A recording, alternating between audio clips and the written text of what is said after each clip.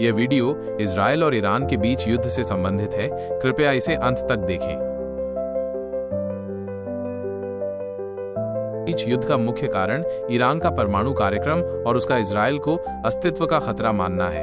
Israel का मानना है कि ईरान परमाणु हथियार विकसित कर रहा है, जबकि ईरान का कहना है कि उसका कार्यक्रम शांतिपूर्ण उद्देश्यों के लिए है।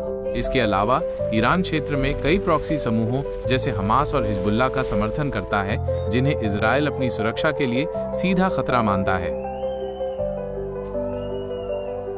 ईरान के युद्ध में मुख्य रूप से अमेरिका इजरायल के साथ शामिल हुआ, जबकि ईरान ने अकेले ही मुकाबला किया। कौन कौन से देश शामिल हुए?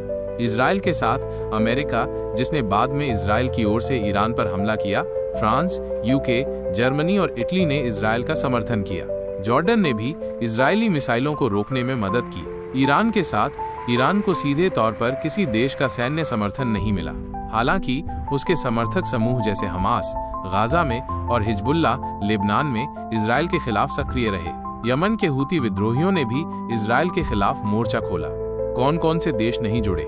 तटस्थ या अप्रत्यक्ष रूप से सऊदी अरब, संयुक्त अरब अमीरात, यूएई, कतर और ओमान जैसे खाड़ी देशों ने इस संघर्ष में सीधे शामिल होने से मना कर दिया, हालांकि उनके ईरान से तनावपूर्ण संबंध हैं। चीन और रूस ने भी ईरान का मजबूत समर्थन नहीं किया। पाकिस्तान ने भी सीधे भाग नहीं लिया।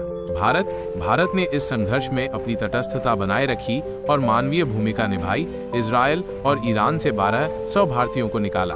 अभी की स्थिति इजरायल और ईरान के बीच 12 दिनों तक चला युद्ध विराम के साथ खत्म हो गया है, जिसे अमेरिकी राष्ट्रपति डोनाल्ड ट्रंप ने घोषित किया था। हालांकि ईरान ने शुरू में इसका खंडन किया था।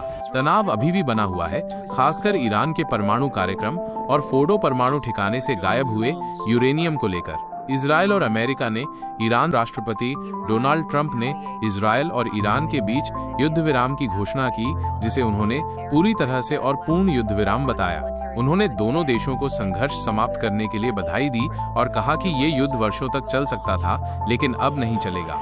उन्होंने ये भी दावा किया कि अमेरिका के हमलों ने ईरान की परमाणु सुविधाओं को पूरी तरह से नष्ट कर दिया है। हालांकि उन्होंने युद्ध विराम के उल्लंघन को लेकर दोनों पक्षों पर नाराजगी भी व्यक्त की, खासकर इजरायल पर, ये कहते हुए कि उन्होंने युद्ध विराम के बाद बम गिराए। ट्रंप ने यह भी कहा कि अगर ईरान ने अपना परमाणु संवर्धन कार्यक्रम फिर से शुरू करने की कोशिश की तो अमेरिका फिर से हमला करने को तैयार है। राष्ट्रपति डोनाल्ड ट्रंप ने युद्ध विराम की घोषणा की थी, लेकिन ईरान ने इसका खंडन करते हुए कहा कि अभी कोई समझौता नहीं हुआ है और वे आखिरी दम तक लड़ेंगे। परमाणु कार्यक्रम ईरान के फोर्डो परमाणु ठिकाने से 400 किलोग्राम एनरिच्ड यूरेनियम गायब होने पर विवाद गहरा गया है और इजरायल अमेरिका ने इसे ईरान को सौंपने की मांग की है। परमाणु ठिकाने इजरायल ने ईरान के कई परमाणु ठिकानों पर हमला किया, जिससे उसके यूरेनियम संवर्धन कार्यक्रम को सालों पीछे धकेल दिया गया। ईरान 620 से अधिक लोग मारे गए, जिनमें 12 परमाणु वैज्ञानिक और 20 वरिष्ठ सैन्य कमांडर शामिल हैं और लगभग 4870 घायल हुए। कई सैन्य और परमाणु ठिकाने तबाह हुए और अर्थव्यवस्था को अनुमानित $150 - 200 बिलियन का नुकसान हुआ। इजरायल 28 नागरिक मारे गए और 3200 से अधिक घायल हुए। कोई भी इजरायली सैनिक नहीं मारा गया। इजरायल के कुछ शहरों और सैन्य ठिकानों को भी नुकसान पहुंचा है। अर्थव्यवस्था को लगभग $12 बिलियन का नुकसान हुआ।